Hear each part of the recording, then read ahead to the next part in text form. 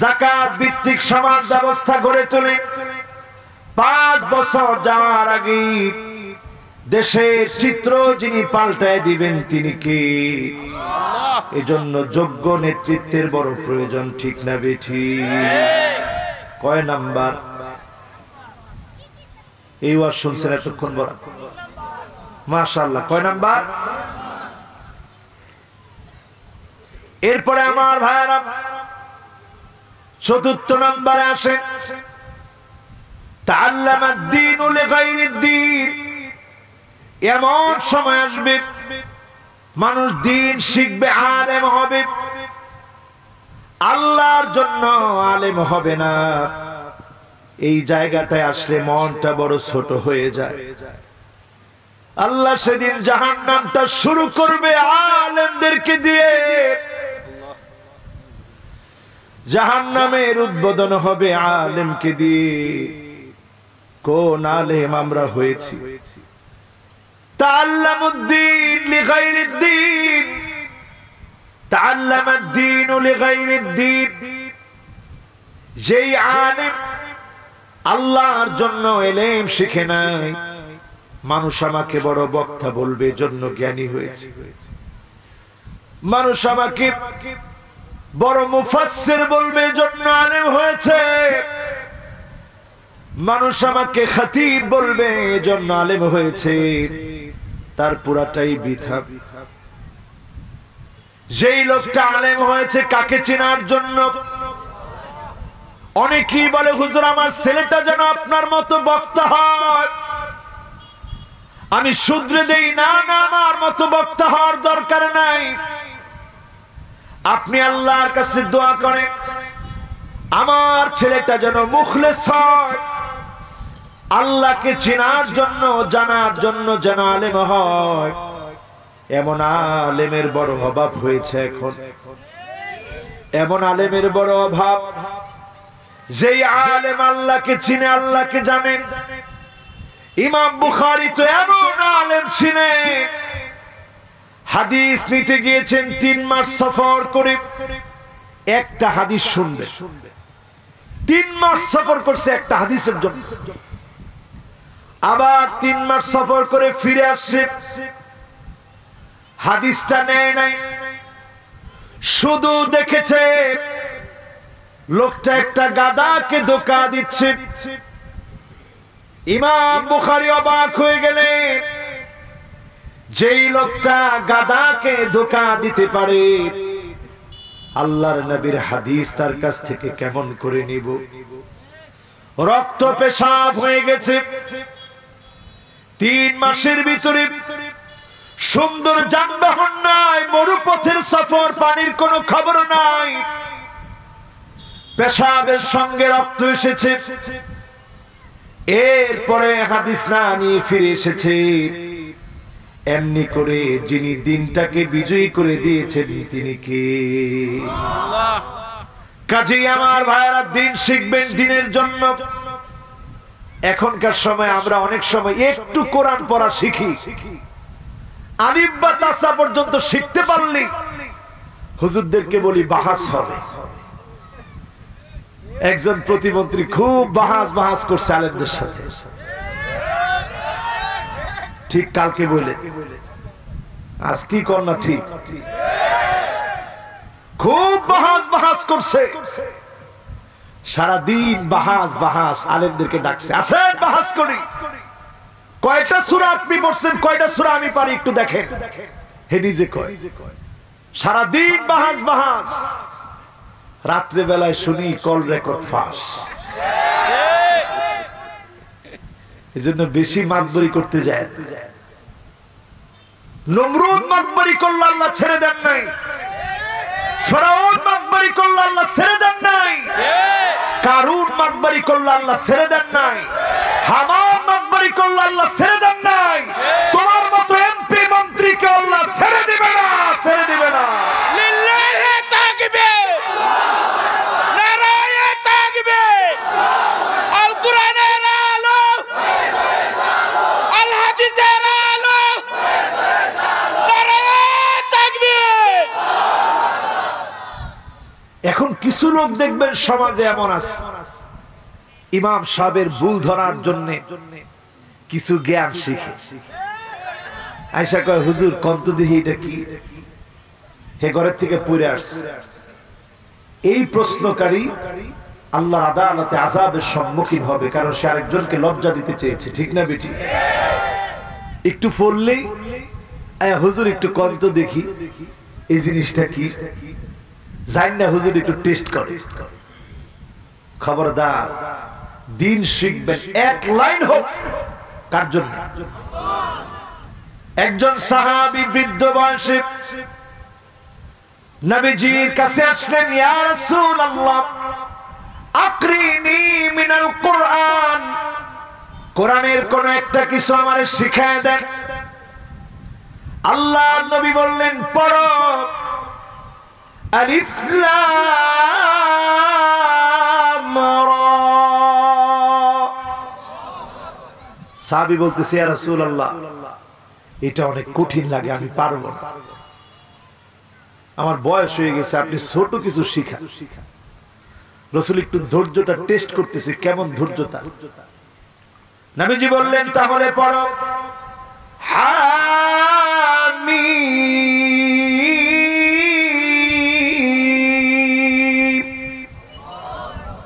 সাহাবী বলতেছে, ইয়া রাসূলুল্লাহ এইটাও কঠিন লাগে, আমি পারবো না। নবীজি বললেন, তাহলে পড়ো মুসাব্বিহাত, তাসবিহ আছে এমন সূরা, সাব্বিহ ইসমা রাব্বিকাল আ'লা الذي خلق فسوى والذي قدر فهدى والذي أخرج المرعى। সাহাবী বলতেছে, ইয়া রাসূলুল্লাহ এইটাও কঠিন লাগে, আমি পারবো না। কি ধৈর্য দেখেন, এত পরিমাণ ধৈর্য। এরপরে নবীজি বললেন, পড়ো ইযা যুলজিলাতিল আরদু জিলজালাহা ওয়া আখরাজাতিল আরদু আথকালাহা ওয়া ক্বালাল ইনসানু মা লাহা ইয়াওমাইযিন তুহাদ্দিথু আখবারাহা بأن ربك أوحى لها يومئذ يصدر الناس أشتاتا ليروا أعمالهم فمن يعمل مثقال ذرة خيرا يره ومن يعمل مثقال ذرة شرا يره। নবীজি পড়ায় দিলেন, সাহাবী পড়লেন, সঙ্গে সঙ্গে সাহাবী পড়ার পরে বৃদ্ধ বয়সে নবীজিকে বললেন, ইয়া রাসূলুল্লাহ আপনি পড়ায় দিলেন, আমি পড়ে নিলাম, লা আসিদু ওয়া লা আনকুসু আলাইহি আবাদা, কোনো কিছু বাড়াবো না, কমাবো না, আমল করব, পড়বো, বুঝলাম, আমল করার চেষ্টা করব। আল্লাহর নবী বললেন, সাহাবীরা জান্নাতি কোন লোক যদি দেখতে চাও, এই লোকটার দিকে তাকায় দেখো, যদি একটা সূরা, যেই সূরাটা পড়ল যদি আমল করে, সূরা জিলজাল পড়ে বুঝে আমল করার কারণে যিনি তাকে জান্নাতি বানায় দিবেন তিনি কে? একটা সূরা, বেশি আমল না, একটা সূরা, কিন্তু আমলটা সহিভাবে করলো, এজন্য দামি হয়ে গেল। আজকের মাহফিলে যারা বসলেন, আমল করেন সহিভাবে, বুঝে বুঝে, অল্প আমল নাজাতের জন্য যথেষ্ট হবে। এই হাদিসটা আমাদের মুখস্থ আছে না নাই? আমি বাংলা বললাম, আপনারা আরবি বলেন তো দেখি। আখলিস দীনাকা ইয়াকফিকাল আমালুল কলিল। আপনি অল্প আমল করবেন নাজাতের জন্য যথেষ্ট হবে। সুতরাং দিন শিখবেন শুধুমাত্র কার জন্য? এবার আসেন 5 নম্বরে। 5 নম্বর হলো আতাআর রাজুলু ইমরাতাহু। এমন সময় আসবে স্বামী স্ত্রীর আনুগত্য করবে, স্ত্রী যেভাবে যেভাবে বলবে স্বামী সেভাবে করবে। 6 নম্বরে দেখবেন আক্কা উম্মাহু। নিজে জন্মদাতা জন্মদারিণী মায়ের সঙ্গে খারাপ ব্যবহার করবে, মাকে গালি দিবে, মাকে ভিন্ন বানায় দিবে, মাকে সন্তান খাবার দিবে না। এই দৃশ্যগুলা যখন দেখবেন বুঝে নেবেন কিয়ামতের সময়টা বড় সন্নিকটে, ঠিক না বেঠি? এরপরে 7 নম্বর আসেন আমার ভাইরা। ওয়া আদনা সাদিকাহু। বন্ধুরে খুব কাছের মনে করবে। 8 নম্বরে আকসাবাহু। বাপরে দূরের মনে করবে। এখন এমন সময় চলে এসেছে বন্ধুরে আমরা আপন মনে করি, বাপকে অনেক দূরের মনে করি, দূরে ঠেলে দেই, মাকে পর বানায় নেই।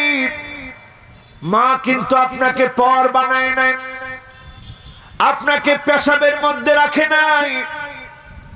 কিন্তু এখন চোখে আমরা দেখি সন্তান গোয়াল ঘরে মাকে রেখে দিয়েছে, গোয়াল ঘরে মাকে শুতে দিয়েছে, মায়ের শয়ন গৃহ গোয়াল ঘর। অথচ মা তার বুকের মধ্যে আপনাকে জায়গা করে দিয়েছিল। মুখের ভাষা যখন ছিল না, কান্না ছাড়া কোনো আওয়াজ ছিল না, সেই মুহূর্তে মা বুকের মধ্যে আপনাকে আমাকে জায়গা করে দিয়েছিল। সেই মাকে আজকে আমরা ভুলে যাচ্ছি পদে পদে। এমন দৃশ্যগুলা যখন দেখবেন বুঝে নিবেন কিয়ামতের সময়টা বড় সন্নিকটে, ঠিক না বেঠি? রোড অ্যাক্সিডেন্ট হয়েছে, তরুণেরা মনোযোগ দিয়ে শোনো। মায়ের সাথে ঘাড় মোটা করে কথা বলা যাবে না, খুব খেয়াল করে শোনো তরুণেরা। রোড অ্যাক্সিডেন্ট হয়েছে, সিএনজির মধ্যে মা বসা, মায়ের মগজ বের হয়ে গেছে, কিন্তু সন্তানটাকে মা বুকের সঙ্গে লাগিয়ে রেখেছে। সন্তানটাকে মা মরতে দেয় নাই, সন্তানটারে মা বুকের মধ্যে আগলে রেখেছে। নিজের মাথা ফেটে মগজ বের হয়ে গেছে, লঞ্চের ভিতরে লঞ্চ ডুবে গেছে। মা এখন আর সন্তানকে বুকের সঙ্গে রাখে নাই, পিঠের উপরে রেখেছে।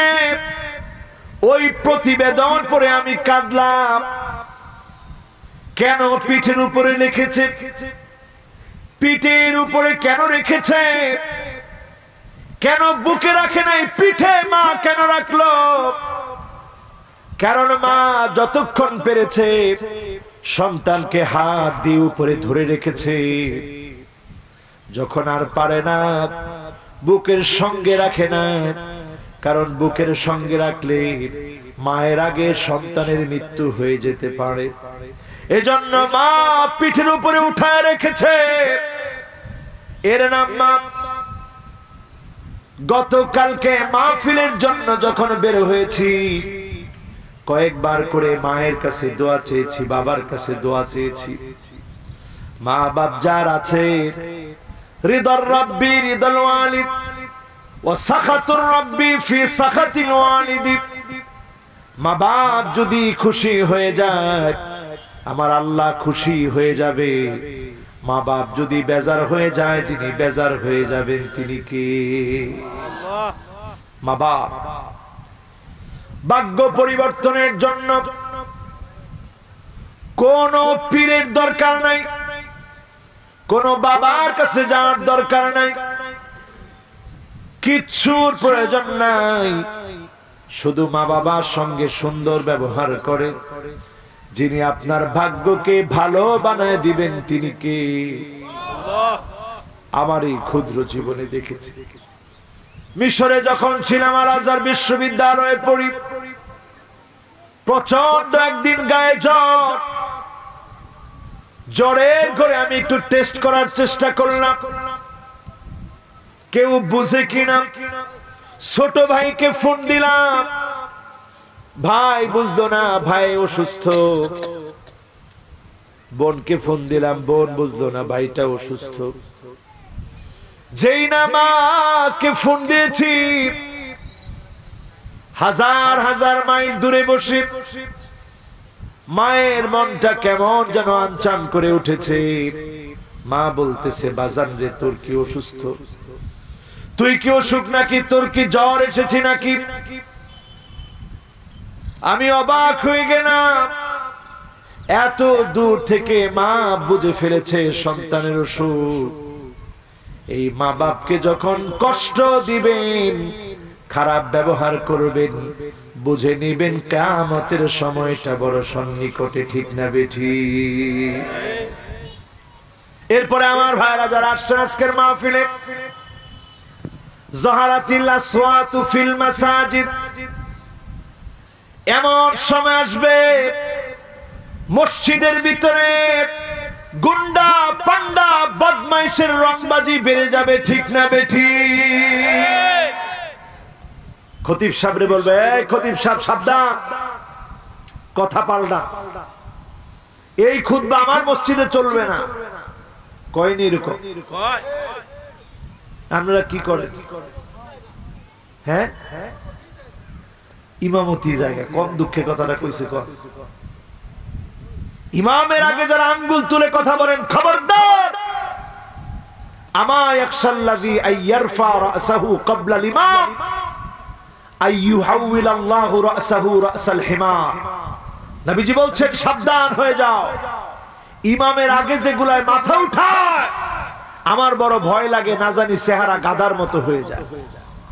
এজন্য দেখবেন যেগুলা লোকমা দেয় বেশি, ইমাম সাহেবের উপর আঙ্গুল তুলে যেগুলো বেয়াদবি করে, মরার আগে লুলা, তারপরে কি কয়, প্যারালাইজড হয়ে মৃত্যুবরণ করে, ঠিক কিনা? মানুষকে দুঃখ দিবেন না, কষ্ট দিবেন। মসজিদ কার ঘর? আল্লাহ। আপনি যে ফাঁক করে উঠলেন মসজিদের মধ্যে, আপনি আল্লাহর বিরুদ্ধে দাঁড়ায় গেলেন। আল্লাহ আপনারে ছাড় দিবে, কিন্তু ওই মন্ত্রীর মতো ধরবে, ঠিক না বেঠি? খবরদার খেয়াল রাখবেন আমার ভাইরা, যেখানে এইরকম বেয়াদবি দেখবে তাই না বসায় দিবে। ওই বেয়াদব ইমাম খতিবের সামনে কথা বলার কোন সাহস, কোন স্পর্ধা যেন কোথাও না পায়, ঠিক না বেঠি?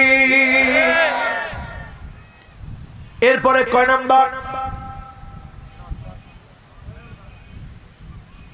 সব শেষ। কয় নাম্বার বললাম? 9 নাম্বার বুঝ। এবার কয় নাম্বার? লিল্লাহে তাকবীর, আল্লাহু আকবার। মনোযোগ আছে তো? আমরা কিন্তু ইনশাআল্লাহ নামাজের আগে ওয়াজ শেষ করব, কাজে টেনশনের কোনো কারণ নেই। কয় নাম্বার? 10 নম্বরে যাচ্ছে। ওয়াজ কি কম করছি? 10 নম্বরে যেতেছে। কয় নাম্বার? কান খাড়া করে শুনেন, এটা কাজে লাগবে সামনে কয়দিন পরেই। নির্বাচনের গরমের সময় খেয়াল করবেন, সাদুল কবিলা যখন দেখবেন এলাকার নেতাগুলা হবে ফাসিকুহুম, বেনামাজি, বদমাইশ, ডাকাত, চোর যদি এলাকার নেতা হয়ে যায়, আপনি বুঝবেন ভূমিকম্প আসার সময় চলে এসেছে, ঠিক না বেঠি? ঠিক যারা কইলেন ভোট দেওয়ার সময় দিয়ে লাভ হইব। ভূমিকম্প কয়দিন আগে এসে গেল? 15 দিন আগে। মাশাআল্লাহ। কেডা কইছো? মনোযোগ একেবারে 100 কয়দিন আগে 15 দিন আগে আমার এই শুক্রবার, হ্যাঁ ঠিকই তো আছে, এই যে গত 2 সপ্তাহ আর কি, মানে ওই যে জুমাবার যে গেল, এই জুমার আগের জুমায় প্রচন্ড ভূমিকম্প হয়ে গেল। সেই ভূমিকম্প যদি আমাকে আপনাকে ধ্বংস করার জন্য দেয়া হতো, কি নিয়ে আল্লাহর সামনে দাঁড়াতে, কেমন করে চেহারাটা দেখাতে? আপনি ফজরের সময় ঘুমায়াছিলেন, ভূমিকম্পের কথা শুনে অনেকেই দৌড় মেরেছে, তারপরেও নামাজের দিকে আসতে পারে নাই, আল্লাহর আযাবকে ভয় পায়, কবরের আযাবের কথা মনে করে না, ঠিক না বেঠি? এরপরে আসেন 11 নম্বরে, দেখবেন সমাজের ভিতরে জাইমুল কওমি আরজালুহুম, বড় বড় নেতা, বড় বড় নিকৃষ্ট চরিত্রের মানুষ যখন হবে, আপনি বুঝে নিবেন কিয়ামতের সময়টা সন্নিকটে, ঠিক না বেঠি? এমন নেতা পাওয়া যায় টাকা জানলা দিয়ে ফালাই দিস, সাংবাদিক গিয়ে জিজ্ঞাসা করে, স্যার টাকা ফালাইলেন কেন? তোষক বানাইছে টাকা দিয়া। সাংবাদিক জিজ্ঞাসা করে, টাকা ফালাইলেন কেন? বউ কয়, আমি কিচ্ছু জানি না, সব উনি করছে। এখন তাকায় আছে ফেল ফেল করে, দেখছস কয়ে দিলি আমি করছি, সব তো তগর লেগে করলাম, তোরা দিছ দুঃসাবায় আমার উপরে। যখন চরিত্র এমন দেখবেন, একটু আমরা আমাদের নেতাদের দিকে তাকায় আসি। আমাদের নেতা ছিল আবু বকর, ঠিক তো বলতে পারলেন? আরো জোরে শুনতে চাই, ঠিক কিনা? আমরা আবু বকরের উত্তরসূরি। কেমন নেতা ছিলেন তিনি? এমন নেতা ছিলেন তিনি, আল্লাহর নবী যখন প্রচন্ড অসুস্থ, আবু বকরকে বললেন, আবু বকর নামাজটা পড়ায় দাও। মুরু আবা বকর ফালইউসাল্লি, আবু বকরকে গিয়ে বলো আবু বকর যেন নামাজ পড়ায়। আবু বকর নামাজ পড়ানোর জন্য যখনই দাঁড়িয়েছে, বুঝে ফেলেছে সামনে আমাকে দায়িত্ব পালন করতে হতে পারে, আল্লাহর নবী হয়তো আর বেশি দিন দুনিয়াতে থাকবে না। দায়িত্বের বোঝা এমন ভাবে কাঁধের মধ্যে পড়েছে, সাহাবায়ে কেরাম বলেন এমন ভাবে নামাজ পড়াতো, শুধু ফিস ফিস আওয়াজ ছাড়া কিছুই বোঝা যেত না। ফোঁপায় ফোঁপায় তিনি কাঁদতেন, পুরো নামাজ জুড়ে আবু বকরের কান্নার কান্না।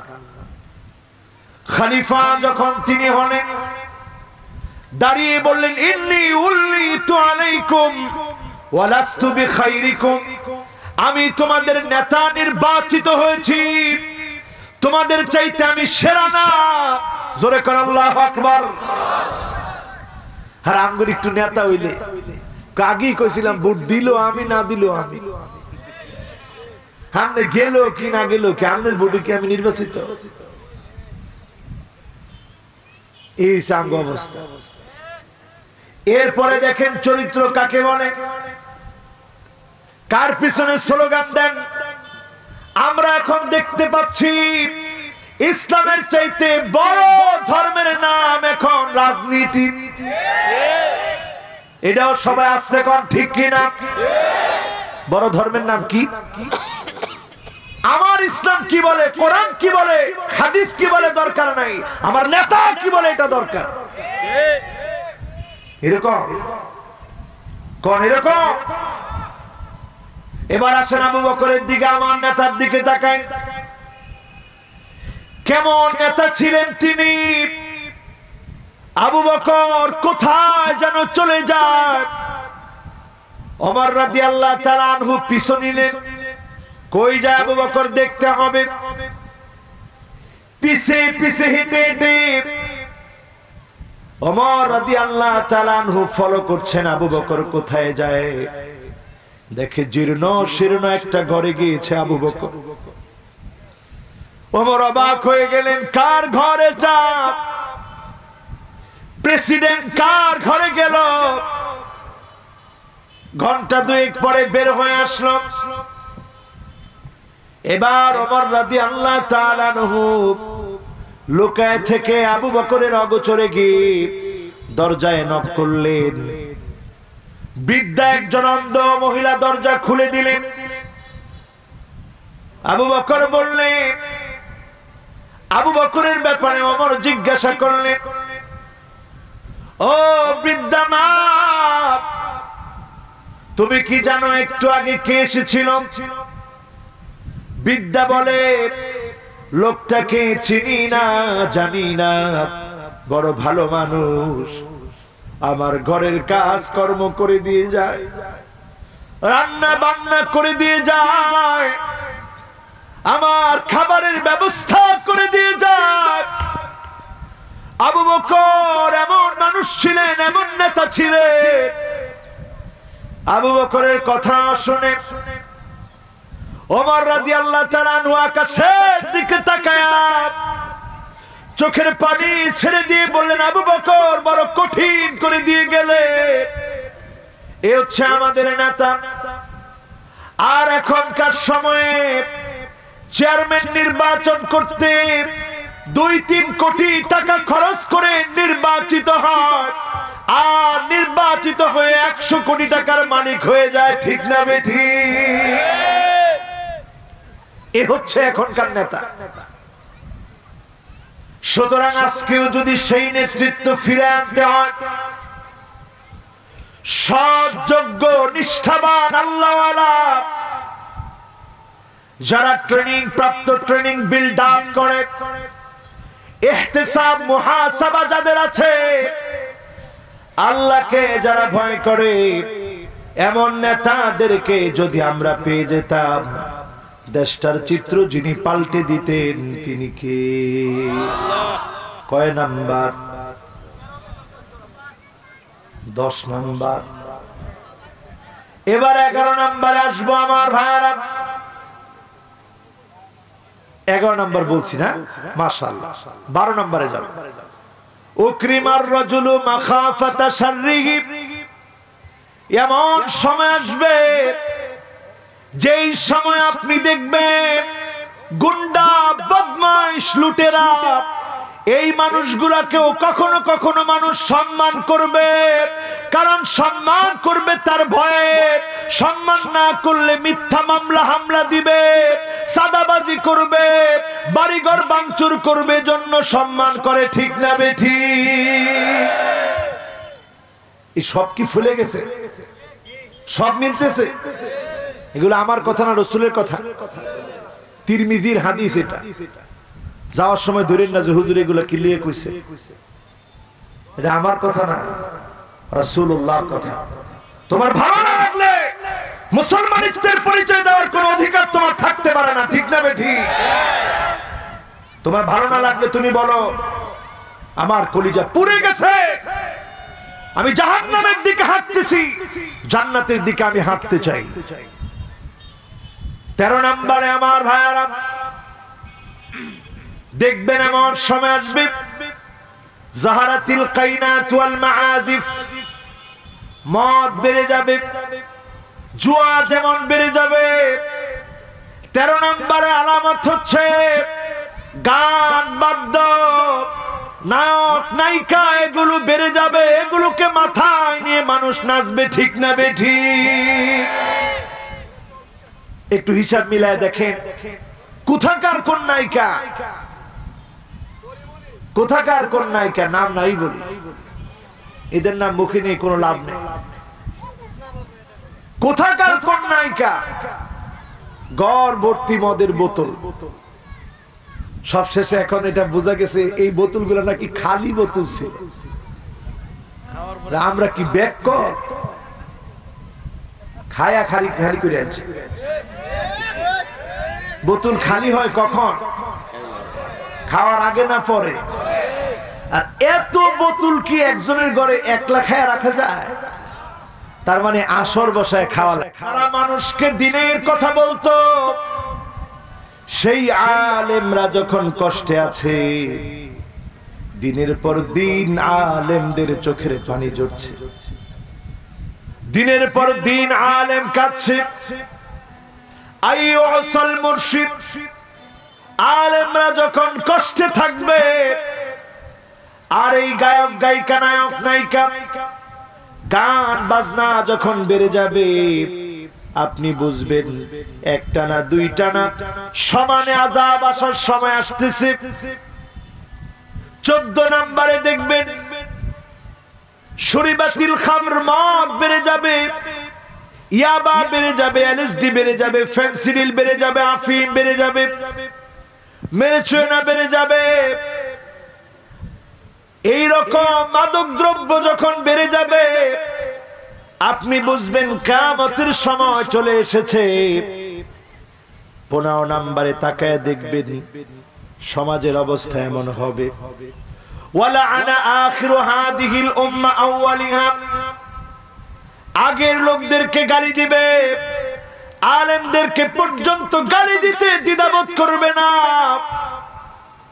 এই সময়টা যখন আসবে, রাসূল বলছেন ফালিয়ারতাকিবু ইনদা যালিকা রিহান হামরা, 1 নাম্বার দেখবা অগ্নিবায়ু শুরু হয়ে যাবে, চারদিকে আগুনের দাবানল ফেটে পড়বে। এখনকার সময়ে সার্চ দিয়ে দেখেন, দাবানল ফেটে পড়তেছে। জালজালা মানে ভূমিকম্প, তুরস্কে ভূমিকম্প হলো। এই বছরে কয়েকবার আমরা ভূমিকম্প টের পেয়েছি। এরপরে দেখবেন খাসফা, ভূমি ধস হয়ে যাবে।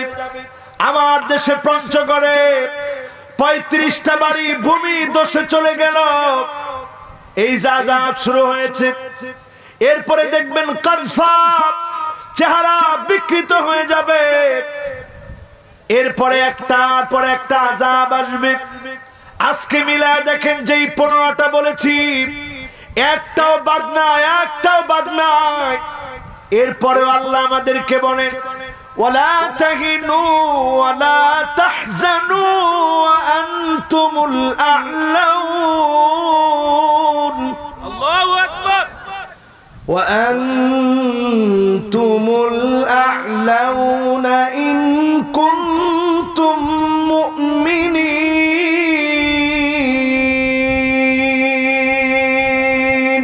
আল্লাহু আকবার। আল্লাহ বলে, দুশ্চিন্তা করো না, টেনশন করো না, যিনি তোমাদেরকে বিজয় দিবেনই দিবেন তিনি কে? আল্লাহ, এখন বিজয় নিয়ে বাড়ি যাব তো ইনশাআল্লাহ। ইনশাআল্লাহ। কে কে উঠে একটু দেখেন। আমি দেখছি মনোযোগ 100% আছে, থাকবে তো ইনশাআল্লাহ। আমিও মরে যেতে পারি, 2 বছর একটু লিখে রাখেন। আগামীর দিনগুলো এমন হবে, এই পৃথিবীতে এত বড় বড় আযাব আসবে, পৃথিবীর জনসংখ্যা ক্রমশ কমবে। পিআরসি জরিপ বলছে 2050 পর্যন্ত যদি পৃথিবী টিকে, সবচেয়ে বেশি হবে মুসলমানের সংখ্যা, আর মুসলমানরাই সামনের পৃথিবীর নেতৃত্ব দিবে। ঠিক না বেঠিক? আল্লাহু আকবার, আল্লাহু আকবার। করে করে চলো, করে করে চলো, আমরা কি সেখানে,